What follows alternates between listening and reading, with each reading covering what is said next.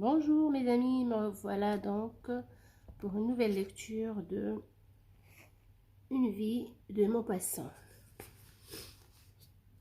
Seuls quelques crapauds mélancoliques poussaient vers la lune, leurs notes courtes et monotones.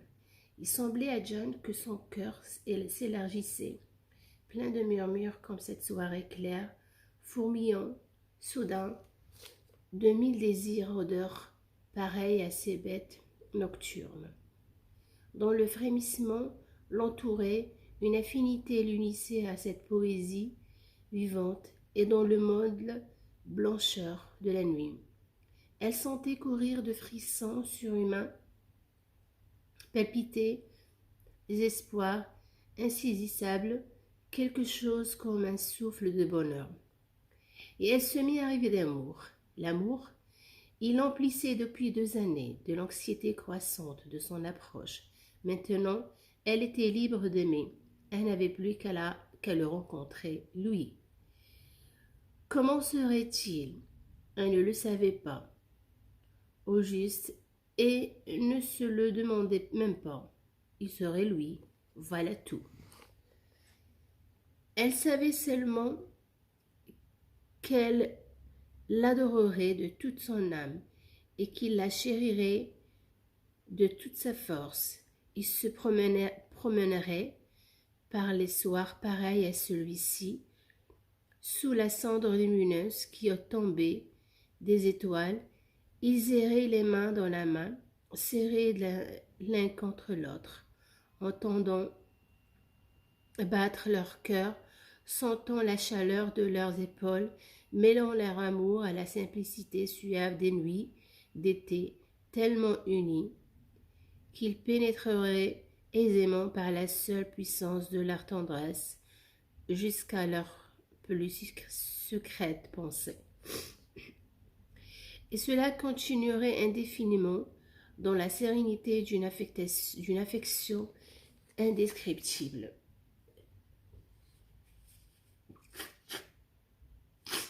Excusez-moi, je suis enrhumée. Et il lui sembla soudain qu'elle le sentait là, qu'entre elle, et brusquement, un vague frisson de sensualité lui courut des pieds à la tête. Elle serra ses bras contre sa poitrine. Elle serra ses bras contre sa poitrine, d'un mouvement inconscient comme pour éteindre son rêve. Et sur sa lèvre tendue vers l'inconnu, quelque chose passa qui la fit presque défaillir, comme si l'haleine de printemps lui eût donné un baiser d'amour.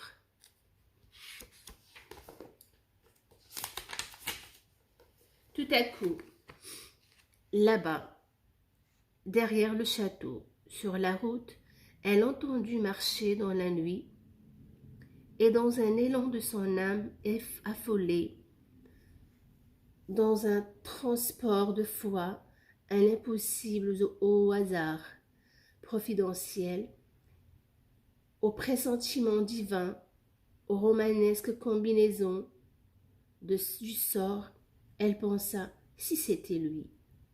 Elle écoutait anxieusement le pas rythmé de marcheurs, sûrs qu'il allait s'arrêter à la grille pour demander l'hospitalité.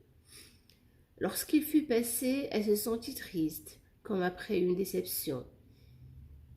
Mais elle comprit l'exaltation de son espoir et sourit à sa démence. Alors, un peu calmée, elle laissa flotter son esprit au courant d'une rêverie plus raisonnable, cherchant à pénétrer l'avenir échafaudant son existence. Avec lui, elle vivrait ici dans ce calme château qui dominait la mer. Elle aurait sans doute 2 enfants, un fils pour lui, une fille pour elle.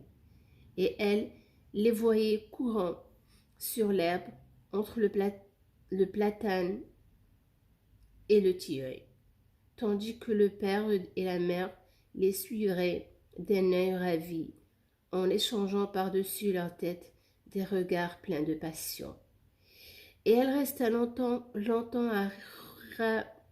à rêvasser ainsi, tandis que la lune, achevant son voyage à travers le ciel, allait disparaître dans la mer. L'air devenait plus frais.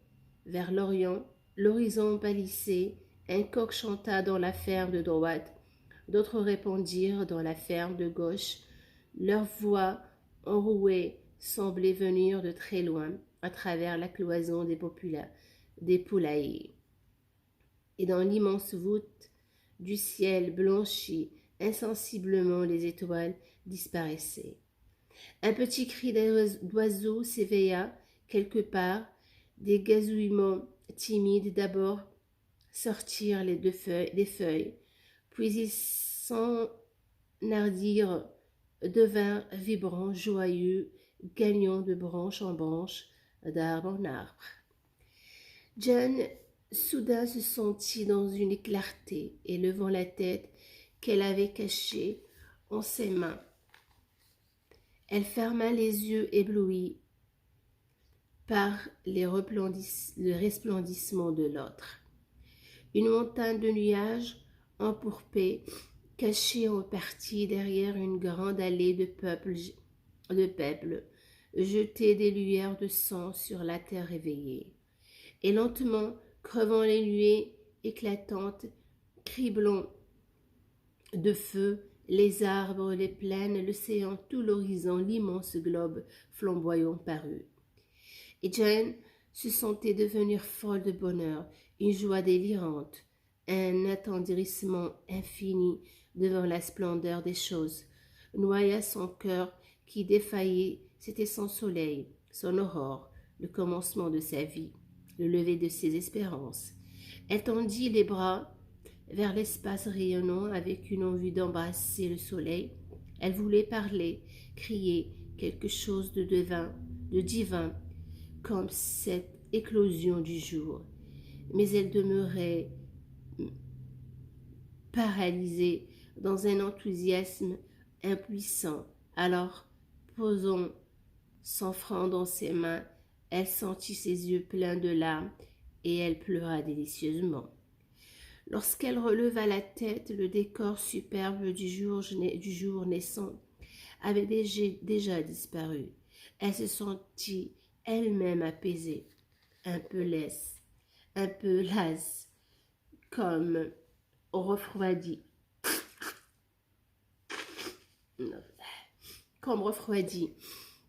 Sans fermer sa fenêtre. Elle alla s'étendre sur son lit, rêva encore quelques minutes et s'endormit si profondément qu'à 8 heures, elle n'entendit point les appels de son père et se réveilla seulement lorsqu'il entra dans sa chambre. Il voulait lui montrer l'embellissement du château et de son château.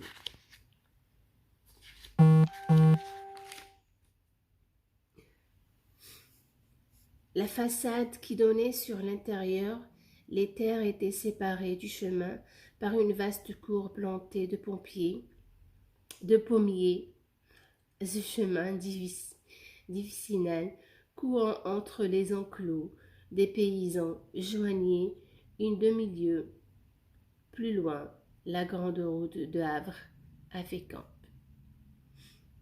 Une allée droite venait de la barrière de bois jusqu'au perron. Les communs petits bâtiments en cailloux de mer, coiffés de chaumes, s'alignaient des deux côtés de la cour, de long des fossés des deux fermes.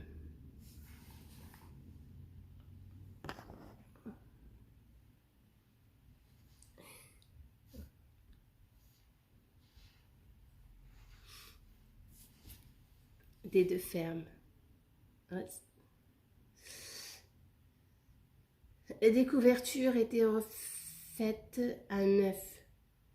Toute la menuiserie avait été restaurée, les murs séparés, les chambres retapissées, tout l'intérieur repeint, et le vieux manoir terni portait comme des taches ses contrevents frais d'un blanc d'argent et ses replâtrages récents sur sa grande façade grisâtre. L'autre façade, celle où s'ouvrait une des fenêtres de Jane, regardait au loin la mer par-dessus de bosquets et la muraille d'ormes rongés du vent. Jane et le baron, bras dessus, bras dessous, et visitèrent tous en long maître un coin, puis ils se promenèrent lentement dans des longues avenues de peupliers qui s'enfermaient ce qu'on appelait le parc. L'herbe avait poussé sous les arbres, étalant son tapis vert. Le bosquet tout au bout était charmant, mêlé ses petits chemins tortueux, séparés par des cloisons de feuilles. Un lièvre partit brusquement qui fit peur à la jeune fille. Puis il sauta le talus et détala dans les joncs marins vers la falaise. Après le déjeuner, comme Madame Adélaïde, encore exténuée, déclarait qu'elle allait se reposer, le baron proposa de descendre jusqu'à Yport. Ils partirent, traversant d'abord le hameau d'Étouvon, où se trouvaient les peuples. 3 paysans les saluèrent comme s'ils les eussent connus de tout temps. Ils entrèrent dans les bois en pente qui s'abaissent jusqu'à la mer en suivant une vallée tournante. Bientôt apparut le village d'Yport, des femmes qui recommandaient des hardes assises sur le seuil de leur demeure, les regardaient passer, la rue inclinée vers, avec un ruisseau dans le milieu, un des tas de débris traînant devant les portes, exhalait une odeur forte de saumure. Les filets bruns où restaient de place en place les écailles luisantes, pareilles à des piécettes d'argent séchées entre les portes des taudis, d'où sortaient les senteurs des familles nombreuses grouillant dans une seule pièce. Quelques pigeons se promenaient au bord du ruisseau, cherchant leur vie. Jane regardait tout cela qui lui semblait curieux et nouveau, comme un décor de théâtre. Mais brusquement, en tournant un mur, elle aperçut la mer, d'un bleu opaque et lisse, s'étendant à perte de vue. Ils s'arrêtèrent en face de la plage à regarder des voiles blanches comme des ailes d'oiseaux passaient au large à droite comme à gauche. La falaise énorme se dressait, une sorte de cap s'arrêtait, le regard d'un côté tandis que, de l'autre, la ligne des côtes se prolongeait indéfiniment jusqu'à n'être plus qu'un trait insaisissable.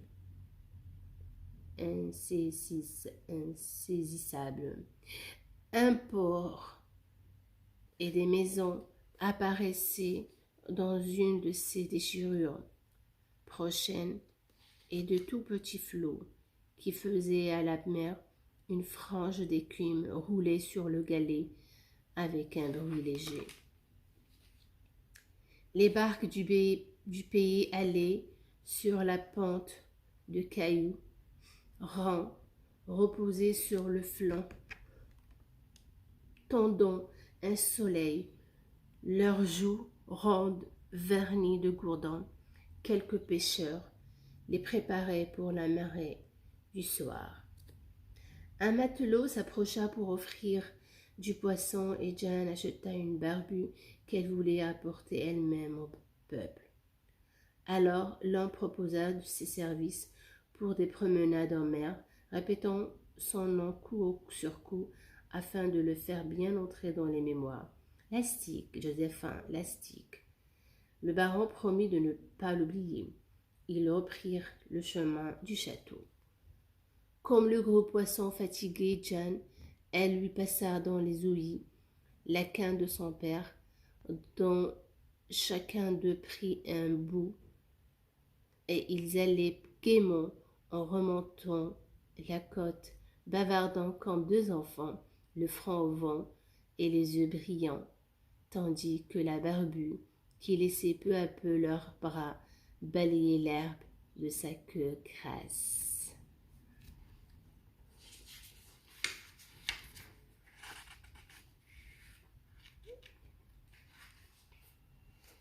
Une vie charmante et libre commença pour Jane. Elle lisait, rêvait et vagabondait toute seule aux environs. Elle errait à pas lents, de long des routes, l'esprit parti dans les rêves, ou bien elle descendait en gambadon les petites vallées tortueuses dont les deux croupes portaient comme une chape d'or une toison de fleurs d'argent. Leur odeur forte et douce, exaspérée par la chaleur, la grisait à la façon d'un vin parfumé et au bruit lointain des vagues roulant sur une plage, une houle berçait son esprit. Une mollesse parfois la faisait s'étendre sur l'herbe dorue d'une pente, et parfois, lorsqu'elle apercevait tout à coup au détour du val, dans un entonnoir, le gazon, un triangle de mer, bleu étincelante au soleil, avec une voile de l'horizon, il lui venait des joies désordonnées, comme à l'approche mystérieuse du bonheur planant sur elle. Un amour de la solitude l'envahissait, dans la douceur de ce frais pays et dans le calme des horizons arrondis. Et elle restait si longtemps assise sur le sommet des collines que des petits lapins sauvages passaient en bondissant à ses pieds. Elle se mettait souvent à courir sur la falaise, voûtée par l'air léger des côtes, toute vibrante d'une jouissance exquise, et se mouvoir sans fatigue, comme les poissons dans l'eau ou les hirondelles dans l'air. Elle semait partout des souvenirs, comme on jette des graines en terre de ces souvenirs dont les racines tiennent jusqu'à la mort. Il lui semblait qu'elle jetait un peu de son cœur à tous les plis de ses vallons. Elle se mit à prendre des bains avec passion, à nager à perte de vue, étant forte et hardie et sans conscience du danger. Elle se sentait bien dans cette eau froide, limpide et bleue, qui la portait en la balançant. Lorsqu'elle était loin du rivage, elle se mettait sur le dos, les bras croisés sur sa poitrine, les yeux perdus dans l'azur profond du ciel que traversait vite un vol d'hirondelles ou la silhouette blanche d'un oiseau de mer. On n'entendait plus aucun bruit que le murmure éloigné du flot contre le galet et une vague rumeur de la terre glissant. Encore sur les ondulations des vagues, mais confuses, presque insaisissables. Et puis Jane se redressait et dans un affolement de joie, poussait des cris aigus en battant l'eau et ses deux mains. Quelquefois, quand elle s'aventurait trop loin, une barque venait la chercher. Elle entrait au château, pâle de faim, mais légère à l'air de sourire à la lèvre et du bonheur plein des yeux. Le baron, de son côté, méditait les deux grandes entreprises agricoles. Il voulait faire des essais, organiser le projet, expérimenter les instruments nouveaux, acclimater des races étrangères, et il passait une partie de ses journées en conversation avec les paysans qui hochaient la tête, incrédules à ces tentatives. Souvent aussi, il allait en mer avec les matelots du port quand il eut visite les grottes, les fontaines et les aiguilles des environs. Il voulait pêcher comme un simple marin. Dans les jours de brise, lorsque la voile pleine de vent fait courir sur le dos des vagues, la coque joufflue débarque et que par chaque bord traîne jusqu'au fond de la mer la grande ligne fuyante que poursuivent les ordres de Mokoro. Il tenait dans sa main, tremblant d'anxiété, la petite corde quand s'en vibrait sitôt qu'un poisson pris au débat. Il partait au clair de l'île pour lever les filets posés de la veille.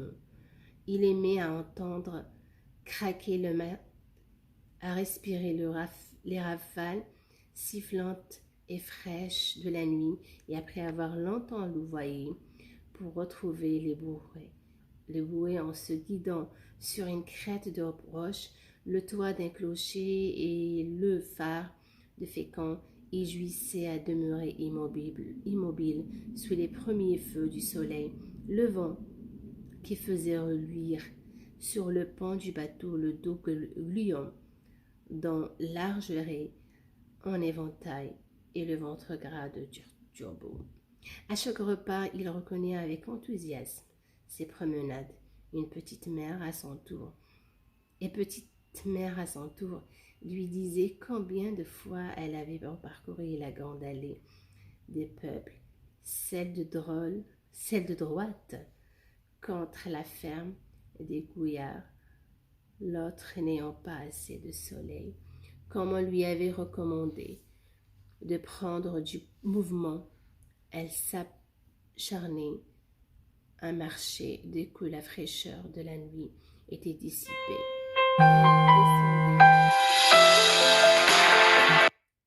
Elle descendait appuyée sur le bras de Rosalie, enveloppée d'une mante et de la châle de la tête étouffée d'une capeline noire que recouvrait encore un tricot rouge. Merci, voilà, à la prochaine.